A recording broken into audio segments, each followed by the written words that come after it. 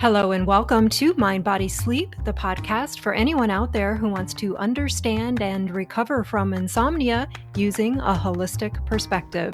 I'm Beth, Kendall, your host. Let's get started. Hello, everyone. So glad to be here. Today, we are talking fundamentals, or at least one of the fundamentals of my approach to insomnia.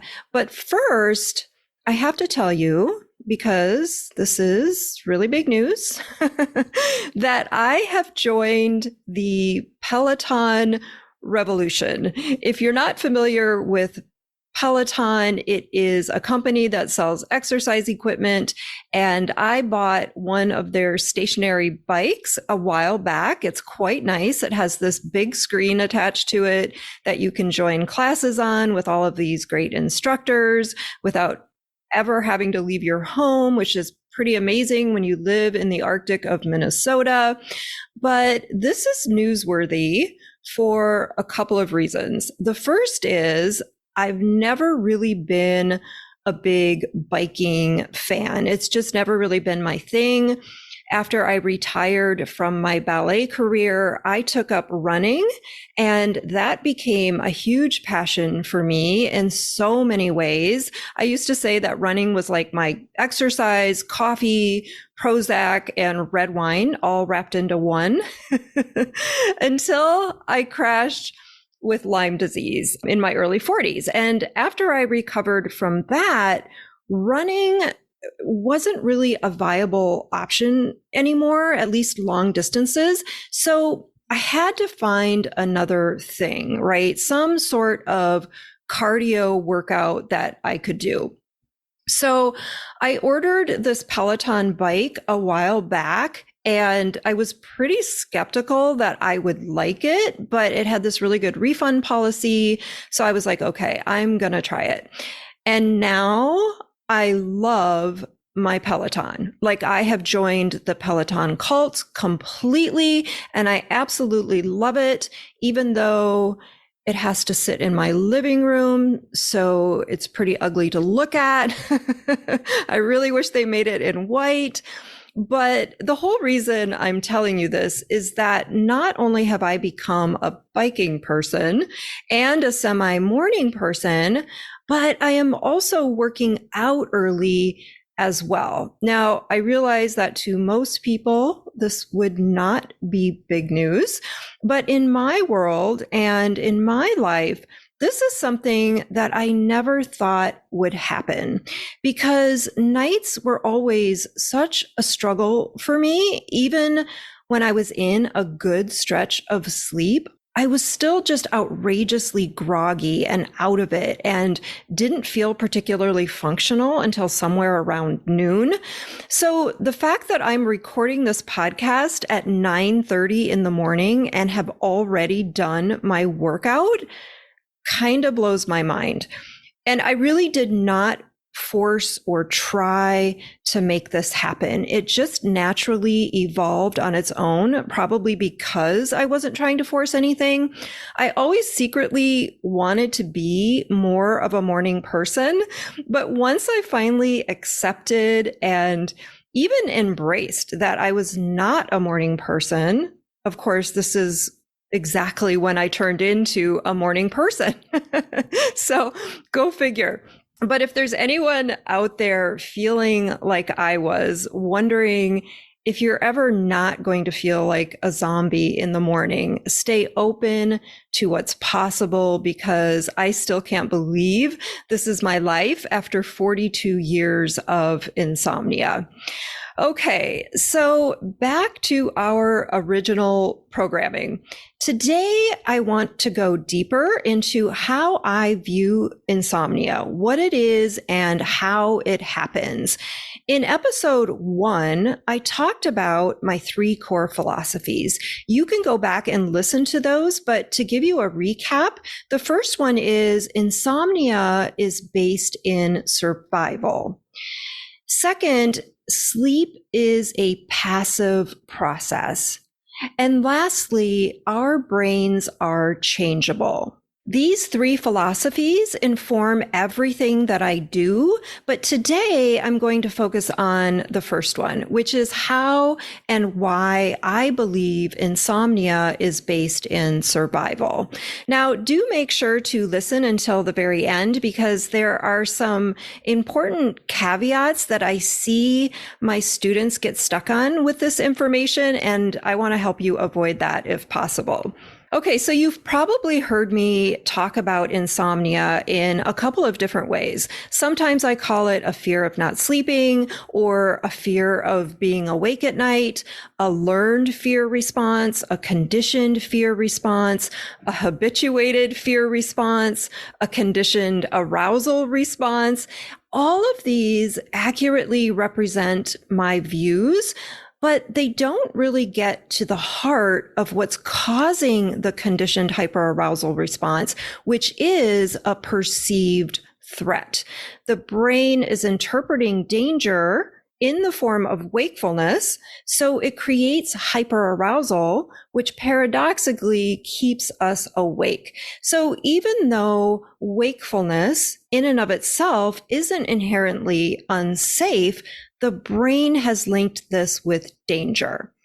Now, the way this usually happens is some sort of life circumstance occurs that causes some sleep disruption. And this can be from anything, an illness, coming off a medication, a stressful life event, becoming a new mom. There are so many things that can trigger that initial sleep disruption.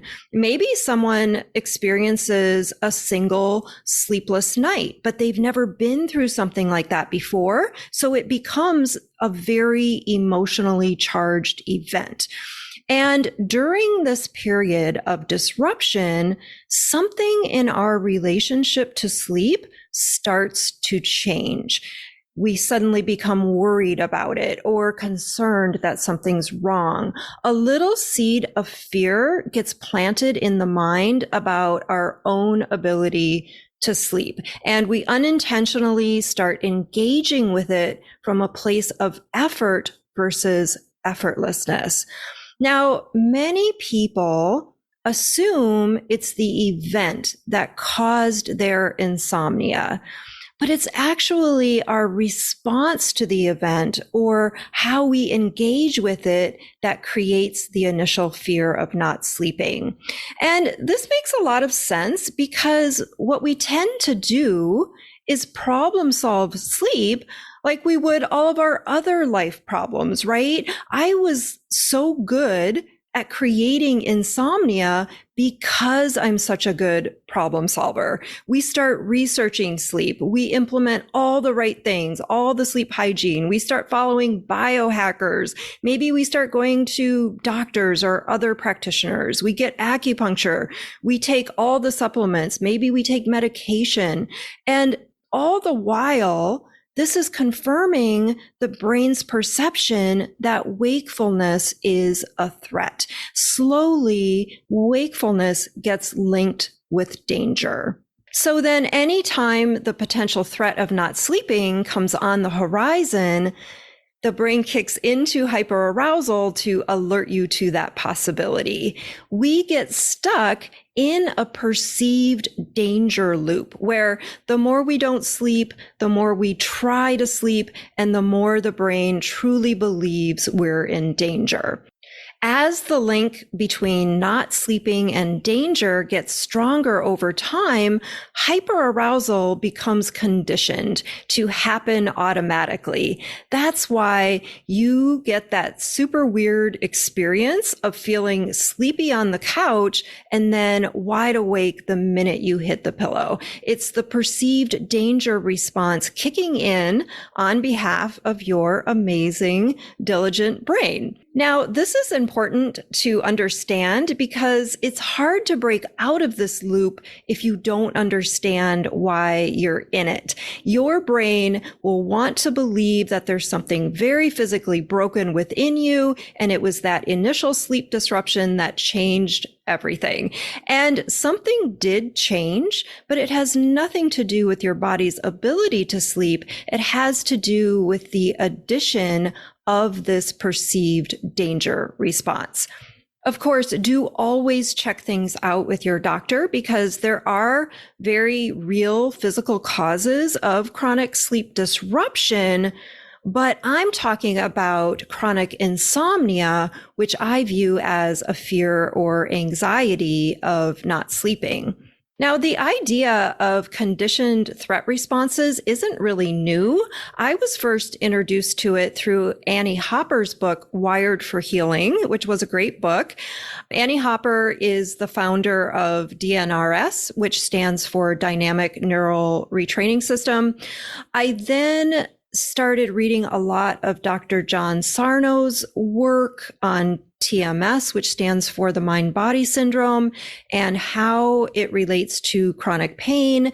And then I got into Dr. Joe Dispenza's books, and he talks about changing these automatic responses in an entirely different way. And then, of course, the main focus of my master's was self-directed neuroplasticity. So these ideas aren't really novel. They just haven't been applied to insomnia yet. And I suspect they'll gain a lot more traction in the coming decade as they're already becoming much more accepted in the mainstream around addressing chronic pain. Okay, so how do we break out of this loop? Again, in order to break out of it, you have to understand that it's perceived danger at play. This understanding will create a whole new awareness of the problem and how you engage with it.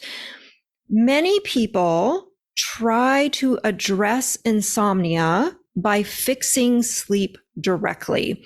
And this typically backfires because once we lose our faith in whatever external thing we're using, or the external thing is eclipsed by hyperarousal, we're back to square one, dealing with the same automatic fear response. So I don't focus on making sleep happen. It's a passive process anyway. I work with the hyperarousal response that's getting in the way of sleep happening. The purpose of hyperarousal in the context of insomnia is to protect us from something the brain perceives as dangerous. But the key word here is perceives. It feels dangerous because your brain is sending alarm bells, but being awake at night or waking up at night isn't inherently dangerous. Now, sometimes I see folks struggle with this word perceived because they're dealing with the very tangible challenges associated with insomnia. It's a tough thing to go through, and I am in no way denying or diminishing those things. But when I say perceived, I'm talking more about the brain's interpretation of a moment based on the link it's created. You can think of a fear of wakefulness almost like you would a fear of heights. If someone has a fear of heights and they're on the top floor of a building, their brains aren't thinking about what is happening. Their brains are going straight to what could happen. So they're feeling fear based on the past or the future, not the present moment where there's no actual danger present.